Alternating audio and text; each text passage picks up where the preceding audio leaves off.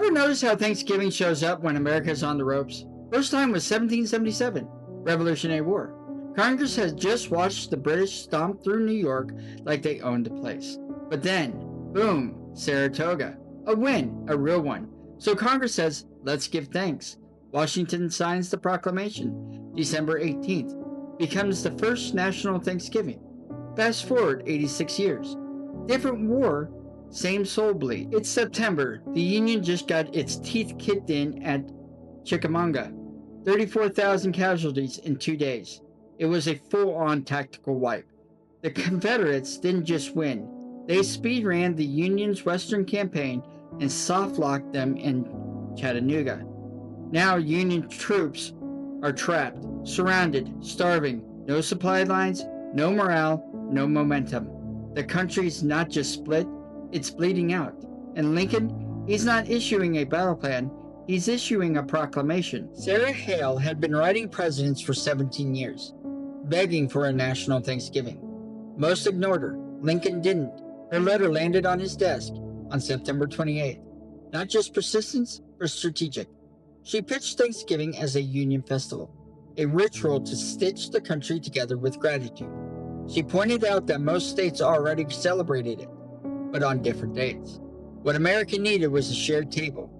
Lincoln didn't just read her letter, he saw the emotional blueprint, and Lincoln acted by October 3rd. He signed the proclamation. Same day Washington used back in 1789. Coincidence? Maybe. Yet much of Lincoln's actions parallels that of President Washington. Lincoln didn't write the proclamation. His Secretary of State, William Seward, did. But Lincoln gave it weight. The proclamation reads like a prayer, to be observed as a day of thanksgiving and praise to our beneficent Father who dwelleth in heavens.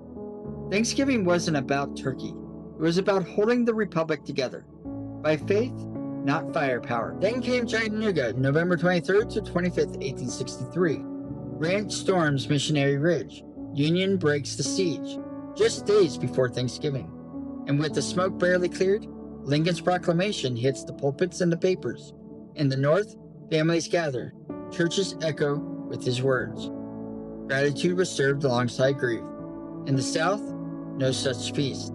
Confederate President Jefferson Davis had called for days of fasting and humiliation, not Thanksgiving. Lincoln's proclamation spoke to the whole American people, but the Confederacy didn't recognize this authority. One side gave thanks, the other begged for mercy.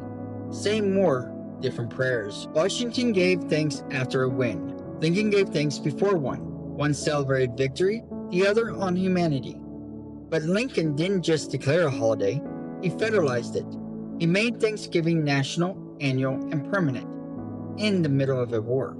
He took Sarah Hale's idea and turned it into a day of gratitude and humbleness that on purpose allows Americans to remember that as Americans, we have a lot to be grateful for in spite of our differences. That's why Lincoln's the Godfather of Thanksgiving. He didn't just give us a day off, he gave us a way through, a day that reminds us of who we are, even if we want to forget. So next time you pass the stuffing, remember, this tradition wasn't born in peace, it was forged in fire. And sometimes the most powerful thing a leader can do is remind us we're still human. This has been Doberdin History, where legacy is told one story at a time. See you next time. If you liked today's video, give it a like. Subscribe and hit the bell so you don't miss what's next. And thanks for being part of Doberdin History, where history is remembered even if others have forgotten.